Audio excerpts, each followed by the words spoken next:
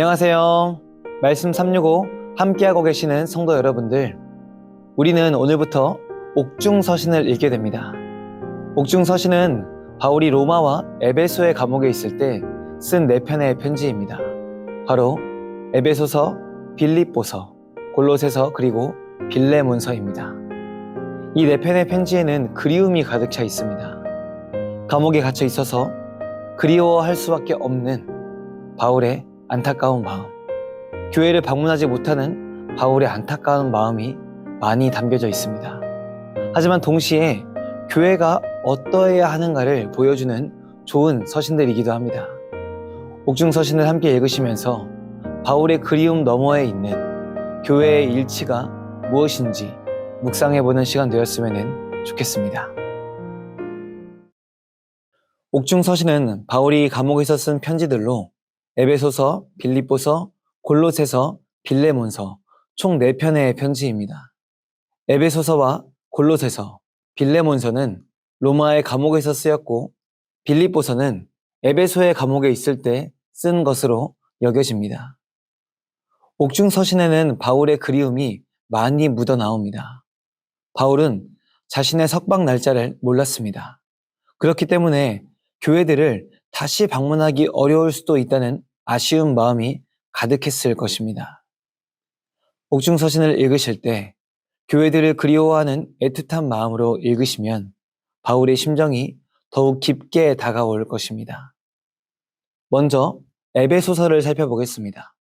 에베소서는 주후 60년대 초에 로마의 감옥에서 기록된 서신입니다. 바울이 에베소서를 쓴 목적은 성도들의 믿음을 보다 굳건하게 하려는 신앙의 권면이었습니다. 에베소서는 4개의 부분으로 나누어 볼 수 있습니다. 첫 번째는 1장 1절부터 23절까지 머릿말과 감사와 기도입니다. 두 번째는 2장 1절부터 3장 21절까지 그리스도의 비밀과 성도의 일치에 관한 내용입니다. 세 번째로 4장 1절부터 6장 20절까지 그리스도인의 삶에 관한 내용입니다. 마지막으로 6장 21절부터 24절까지 편지의 맺은말입니다. 첫 번째 부분에서 바울은 간단한 문안 인사 후에 예수님 안에서 행해진 하나님의 구원과 은혜를 찬양합니다. 또한 에베소 교회 성도들의 신앙에 감사하며 기도를 드립니다. 두 번째 부분에서 바울은 구원은 오직 믿음으로 받는 것임을 재차 강조합니다. 이 구원은 예수 그리스도께서 십자가에서 이루신 것이며 유대인과 이방인 사이에 평화와 일치를 주는 구원입니다. 바울은 이 평화와 일치를 그리스도의 비밀이라고 말합니다. 그리스도의 비밀이란 예수님의 삶에 숨겨진 하나님의 목적을 가리킵니다. 예수님의 삶은 단순한 인간의 삶이 아니라 하나님의 구원의 계획을 품고 있는 비밀의 상자와도 같기 때문입니다. 세 번째 부분에서 바울은 성도의 삶을 조명합니다. 성도는 성령님의 인도 아래 하나가 되어야 하며 어둠의 자녀가 아닌 빛의 자녀답게 살아야 합니다. 빛의 자녀답게 살라는 권면을 실천하기 위해서 바울은 몇 가지 지침을 제공합니다. 바로 부부관계와 부모와 자녀관계, 그리고 주인과 종의 관계입니다. 마지막으로 바울은 하나님의 전신갑주를 입고 악과 싸워야 할 것을 말합니다. 이후 바울은 간단한 문안 인사로 편지를 마무리합니다. 에베소서는 우리에게 그리스도의 비밀과 변화된 삶에 관하여 말합니다. 그리스도의 비밀이란 예수 그리스도의 삶에 숨겨진 하나님의 계획을 말합니다. 하나님의 계획은 이 땅의 사람들을 구원하는 것입니다. 십자가의 구원을 통해서 우리는 하나님의 자녀로 받아들여졌습니다. 또한 주님께서는 이를 통하여 온 우주의 만물을 화목하게 하셨습니다. 이러한 은혜를 입은 성도는 마땅히 변화된 삶을 살아야 합니다. 성도는 교회 안의 다양성 때문에 분열하지 말아야 하고 도리어 성령 안에서 하나가 되어야 합니다. 또한 성도는 이방인과 같은 옛 모습을 버리고 빛의 자녀답게 살며 하나님의 전신갑주를 입고 악과 싸워야 합니다. 다음으로 빌립보서를 살펴보겠습니다. 빌립보서는 주후 50년대 중반에서 60년대 초 사이에 에베소의 감옥에서 쓴 것으로 여겨집니다. 바울은 에베소 교회의 성도들에게 여러 목회적인 부탁과 권면을 하기 위하여 편지를 썼습니다. 빌립보서는 5개의 부분으로 나누어 볼 수 있습니다. 첫 번째는 1장 1절부터 26절까지 편지의 머릿말과 감사 그리고 기도입니다. 두 번째는 1장 27절부터 2장 18절까지 그리스도의 겸손에 관하여 말합니다. 세 번째는 2장 19절부터 4장 1절까지 목회적인 부탁과 권면입니다. 네 번째는 4장 2절부터 20절까지 항상 기뻐하라는 권면이며 마지막으로 다섯 번째는 4장 21절부터 23절까지 맺은 말입니다. 첫 번째 부분에서 바울은 빌립보 교회 성도들로 인해서 하나님께 감사하며 그들을 위하여 기도합니다. 또한 옥에 갇혀있는 자신의 상황을 말하며 속히 풀려날 것을 기대합니다. 이어서 바울은 그리스도의 겸손에 관하여 말합니다. 성도는 예수님을 위해 고난을 받으라는 부름을 받았습니다. 그리스도께서는 하나님 앞에서 겸손하셨고 죽기까지 교만하지 않으셨습니다. 마침내 하나님께서는 예수 그리스도의 이름을 높여 주셨습니다. 성도는 예수님의 겸손을 본받아야 합니다. 세 번째 부분에서 바울은 디모데를 보낼 것과 에바브로디도가 건강해졌다는 소식을 전합니다. 또한 할례주의자들에게 그리스도를 아는 지식이 할례보다 중요함을 말하며 모든 성도들에게 표대를 향하여 힘차게 달려갈 것을 권면합니다. 다음으로 바울은 빌립보 교회의 교인들에게 그리스도 안에서 항상 기뻐하라고 말합니다.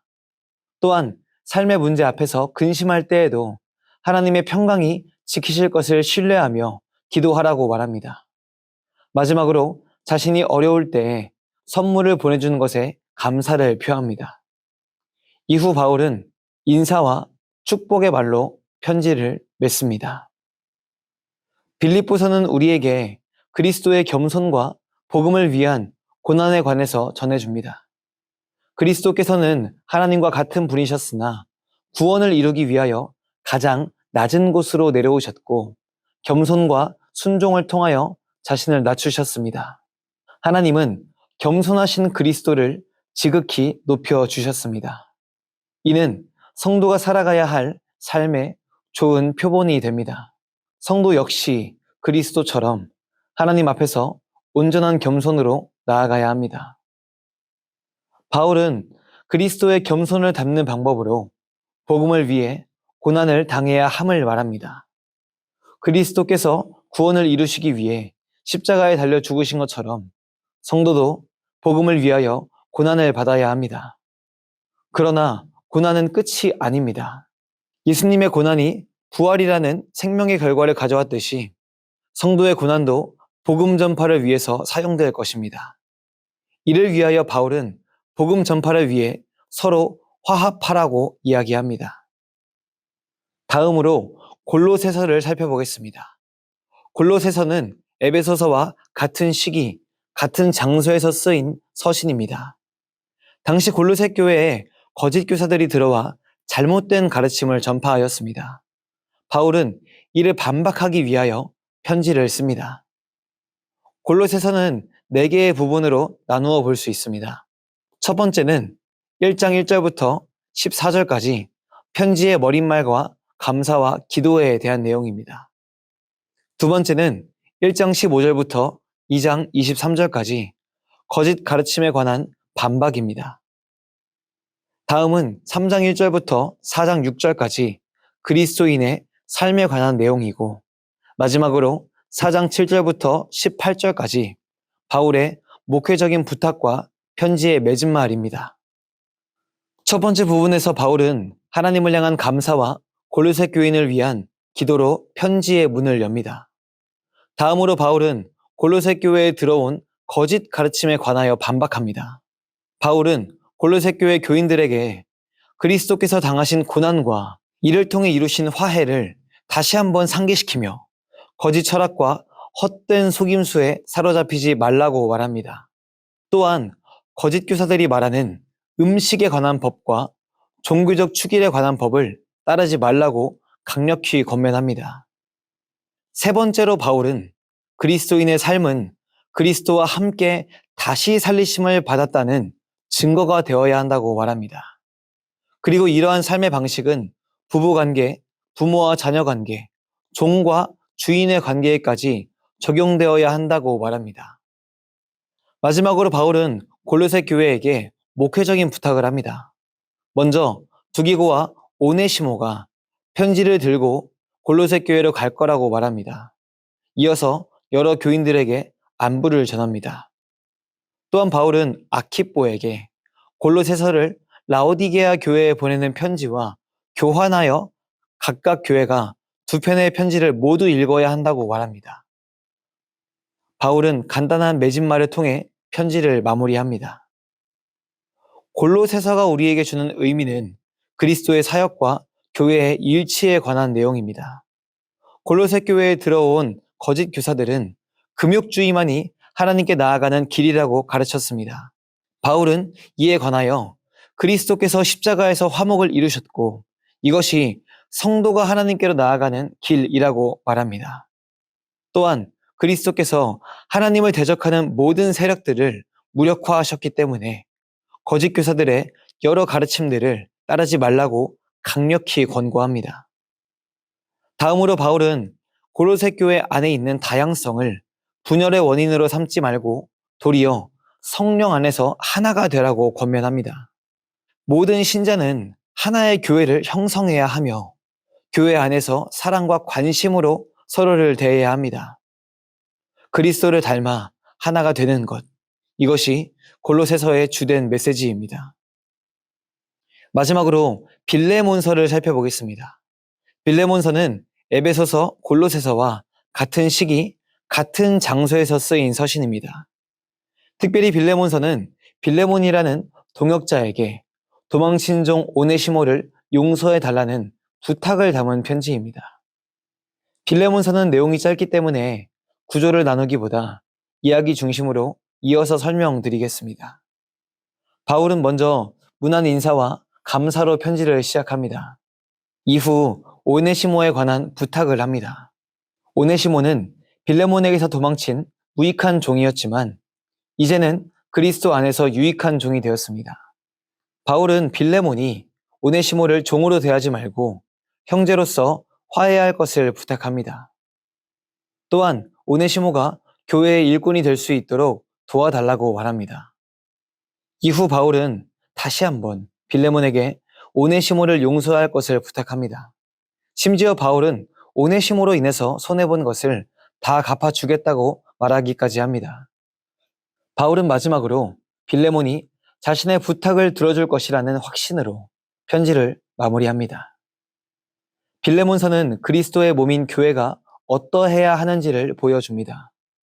교회는 상호 간의 사랑과 존중을 통해 그리스도 안에서 한 몸을 이루어야 합니다.